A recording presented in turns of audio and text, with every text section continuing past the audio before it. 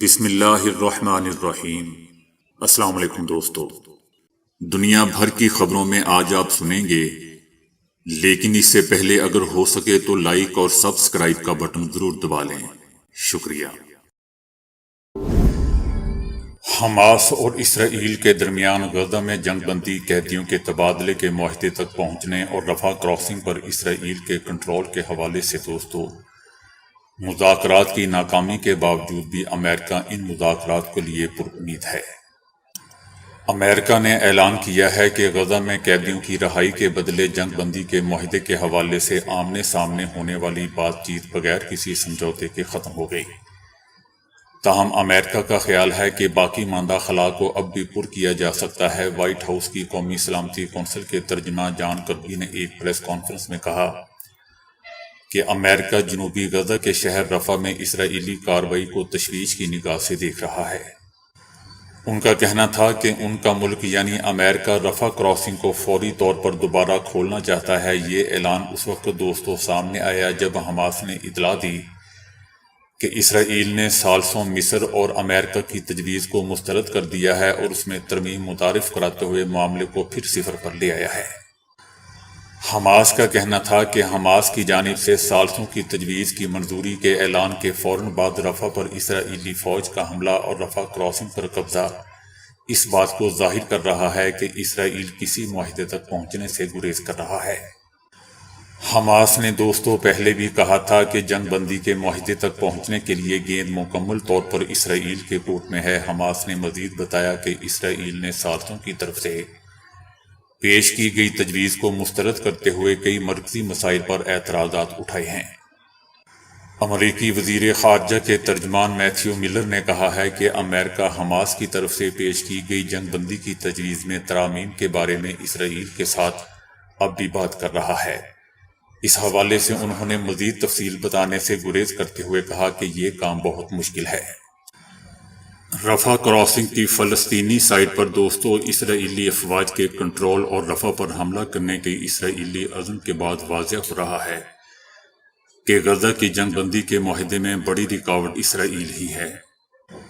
دوسری جانب گزشتہ روز اقوام متحدہ کی جنرل اسمبلی میں فلسطین کو مکمل آزاد اور خود مختار ریاست کا درجہ دینے کی قرارداد منظور کر لی گئی۔ اقوام متحدہ میں فلسطین کی مستقل رکنیت کے لیے جنرل اسمبلی کی قرارداد پر منفی ووٹ دینے کے باوجود مذکورہ قرارداد کے منظور کرائے جانے کے بعد دوستوں اقوام متحدہ میں امریکی نائب نمائندے رابرٹ ووڈ نے دعویٰ کیا ہے کہ اقوام متحدہ کے یک طرفہ اقدامات فلسطین میں دو ریاستی حل کو آگے بڑھا نہیں سکیں گے۔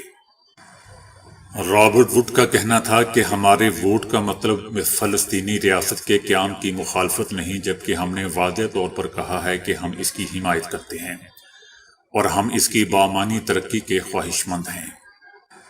اقوام متحدہ میں امریکہ کے نائب نمائندے نے فلسطین کی مستقل رکنیت پر مبنی جنرل اسمبلی کی قرارداد کی منظوری کی مذمت کرتے ہوئے کہا کہ ہماری رائے یہ ہے کہ اس اصول کو تسلیم کر لیا جائے کہ فلسطینی ریاست کی تشکیل اسی عمل کے ذریعے ممکن ہوگی کہ جس میں فریقین کے درمیان براہ راست مذاکرات شامل ہوں۔ نیتن یاہو کے وارنٹ گرفتاری جاری کیے جائیں، یہ الفاظ دوستوں کولمبیا کے صدر کی جانب سے غزہ میں اسرائیلی نسل کشی کو روکنے کے لیے پیش کردہ تجویز کا حصہ ہیں۔ کولمبیا کے صدر کا کہنا ہے کہ نیتن یاہو غزہ میں نسل کشی نہیں روکے گا۔ اس مقصد کے لیے عالمی عدالت انصاف کی جانب سے وارنٹ گرفتاری جاری کیے جانے کی ضرورت ہے۔ کولمبیا کے صدر کی جانب سے دوستوں صہیونی وزیر اعظم کے وارنٹ گرفتاری جاری کیے جانے کی ضرورت پر ایک ایسے وقت میں زور دیا جا رہا ہے کہ جب یہ سفاک صہیونی رجیم گزشتہ 7 مہینوں کے دوران 35,000 سے زائد عام فلسطینی شہریوں کی شہادت کے باوجود غزہ کے خلاف اپنی انسانیت سوز حملے جاری رکھے ہوئے ہے۔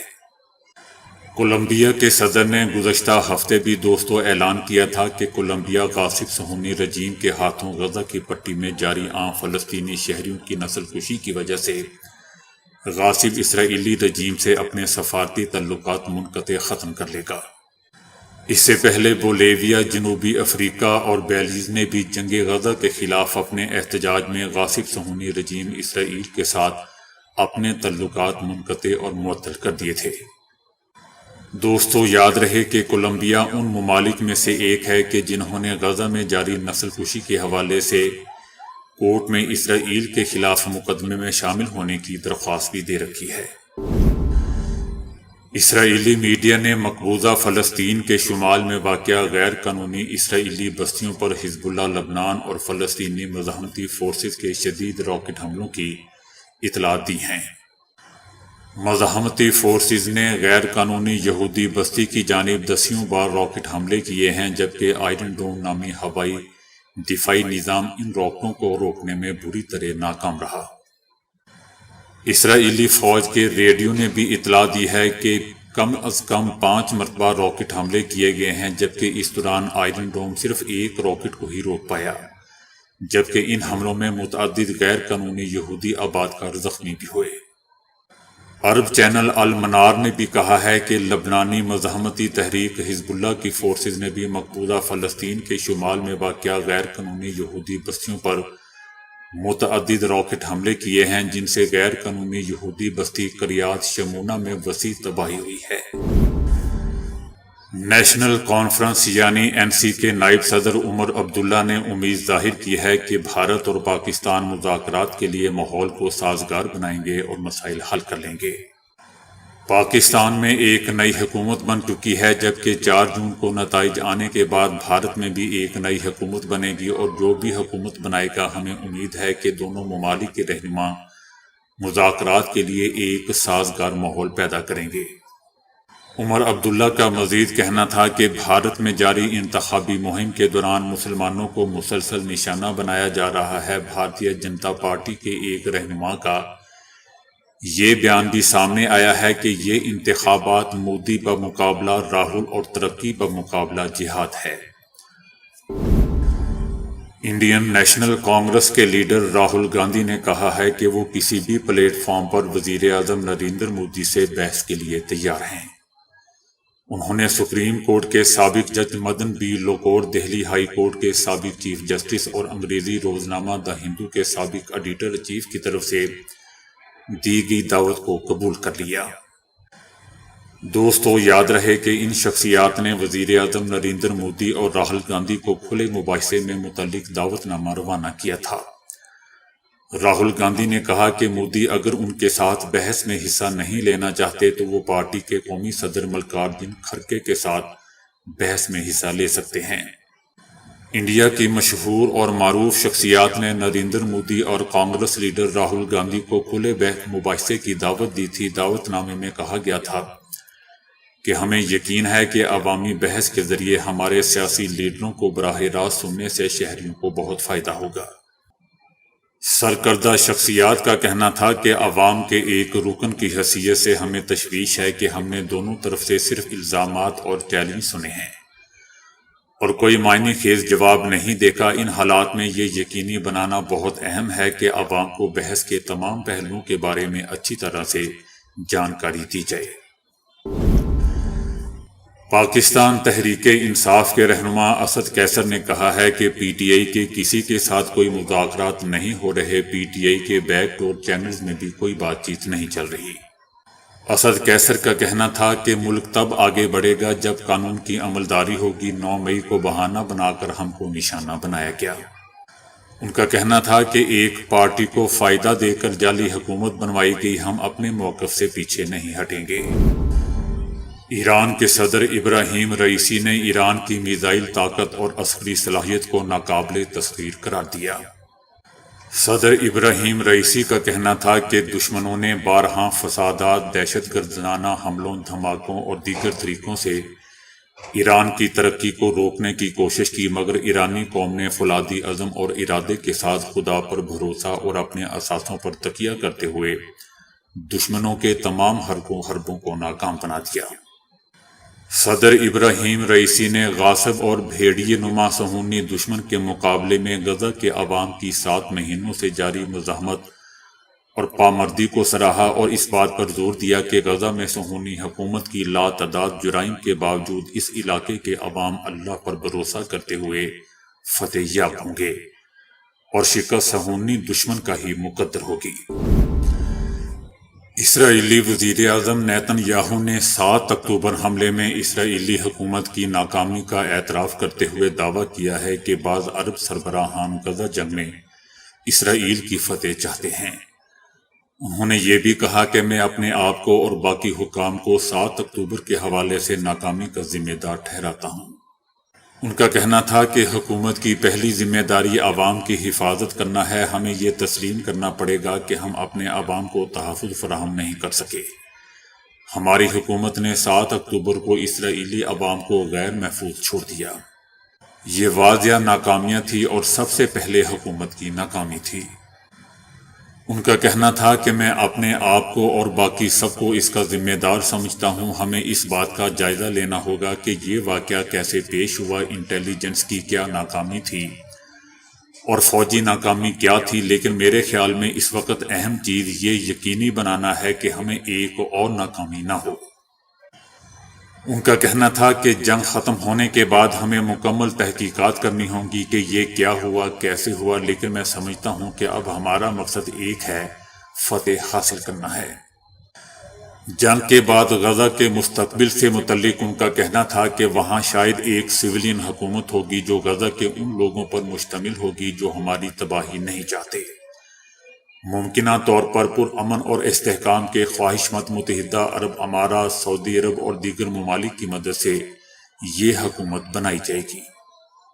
نیتن یاہو کا کہنا تھا کہ عرب ممالک کے بہت سے سربراہان بھی اس بات میں دلچسپی رکھتے ہیں کہ اسرائیل حماس کو شکست دے، لیکن وہ کھل کر ایسا نہیں کہتے۔ وہ ہمیں کہتے ہیں کہ اگر آپ حماس کو تباہ نہیں کرتے تو ایرانی محور کی فتح ہوگی، جس کا اگلا نشانہ ہم ہوں گے۔ اس سال حج سیزن کے دوران دوستوں فضائی ٹیکسیاں اور ڈرون استعمال کیے جائیں گے۔ حج 2024 میں جدید ٹیکنالوجی سے استفادہ کرتے ہوئے فضائی ٹیکسیاں اور ڈرونز کا استعمال کیا جائے گا۔ اس اقدام کا مقصد عازمین حج کو بہترین سفری سہولتیں فراہم کرنا ہے۔ فراہم کی جانے والی سہولیات کو مزید بہتر بنایا جائے گا۔ مقبوضہ فلسطین کے علاقے غزہ میں بم دھماکے میں 4 اسرائیلی فوجی ہلاک اور متعدد زخمی ہوئے ہیں۔ ٹائمز آف اسرائیل کا کہنا ہے کہ غزہ میں حماس اور اسرائیلی فوجیوں کے درمیان شدید جھڑپیں جاری ہیں، جبکہ حماس نے اسرائیل کے کئی شہروں پر راکٹ حملے بھی کیے ہیں۔ شمالی غزہ کے علاقے زیتون میں اسرائیلی فوج نے ایک اسکول پر چھاپہ مارا، جس کے دوران ایک گلی میں زوردار دھماکہ ہوا جس میں 4 فوجی ہلاک اور افسر سمیت متعدد زخمی ہو گئے۔ متعدد زخمیوں کی حالت تشویشناک بتائی جا رہی ہے، جس کی وجہ سے ہلاکتوں میں اضافہ ہو جائے گا۔ گورنر خیبر پختونخوا نے کہا ہے کہ وزیر اعلیٰ گنڈا پوری گورنر ہاؤس پر قبضے کی دھمکی نہ دیں، بات کرنے کا طرز عمل درست کرنے ورنہ انہیں منہ توڑ جواب دیا جائے گا۔ ان کا کہنا تھا کہ وزیر اعلیٰ گنڈا پوری خیبر پختونخوا گورنر راج سے نہیں بلکہ گورنر کی ذات سے خوفزدہ ہے۔ ان کا کہنا تھا کہ وزیر اعلیٰ گورنر ہاؤس خیبر پختونخوا پر قبضہ کرنے کی دھمکی مت دو، گورنر ہاؤس کا تحفظ کرنا جانتا ہوں۔ ان کا یہ بھی کہنا تھا کہ ان کو چاہیے کہ یہ گیدڑ بھبکیوں کی بجائے عوام کی حقیقی معنوں میں خدمت کریں۔ میں وفاق اور صوبے کے درمیان پل کا کردار ادا کروں گا، ہم نے عوام کو ڈیلیور کرنا ہے۔ گورنر کا مزید کہنا تھا کہ مولوی فضل الرحمان کا منڈیٹ KPK میں چوری ہوا ہے اور وہ جلسے جلوس سندھ میں کرتے ہیں۔ جلد ہی صوبہ خیبر پختونخوا کی تمام سیاسی قیادت کے پاس میں خود جل چل کر جاؤں گا۔ صوبے کی ترقی کے لیے ہم سب ایک ہو کر کام کریں گے۔ کینسر کے علاج کے تحت دنیا بھر میں امیونو تھراپی کا نام حال ہی میں سننے میں آیا ہے۔ اب اس ضمن میں نینو ذرات کی حامل ایک نئی دوا بنائی گئی ہے جو امنیاتی نظام کو تقویت دے کر سرطان اور اس کے خلیات سے بنی گلٹیوں کا خاتمہ کرتی ہے۔ قدرتی دفاعی نظام کو اس قابل بنایا جاتا ہے کہ وہ خود سرطان کو چن چن کر ختم کرتا ہے۔ یہ کینسر کے DNA کو بھی پہچان کر اس سے دو ہاتھ کر سکتا ہے۔ جاپانی انجینئرز نے آپٹیکل فائبرز کے ذریعے 319 ٹیرابٹس فی سیکنڈ کی ناقابل یقین رفتار سے ڈیٹا منتقل کر کے دنیا کے سب سے تیز رفتار کا نیا عالمی ریکارڈ قائم کر دیا ہے۔ آسانی کے لیے یہ بھی سمجھا جا سکتا ہے کہ اس تجربے میں صرف 1 سیکنڈ کے دوران تقریباً 817 بلو رے ڈسک جتنا ڈیجیٹل ڈیٹا ٹرانسفر کیا گیا ہے۔ آپٹیکل فائبر سے تیز رفتار ترین ڈیٹا منتقل کا سابقہ عالمی ریکارڈ 178 ٹیرابٹس فی سیکنڈ کا تھا، جو پچھلے سال یونیورسٹی کالج لندن کے انجینئرز نے بنایا تھا۔ نیا ریکارڈ اس سے بھی تقریباً 80% زیادہ ہے۔ جاپان کے نیشنل انسٹی ٹیوٹ of information and communications technology NICT کے انجینئرز نے ڈاکٹر بینجمن کی قیادت میں یہ نیا ریکارڈ قائم کیا ہے۔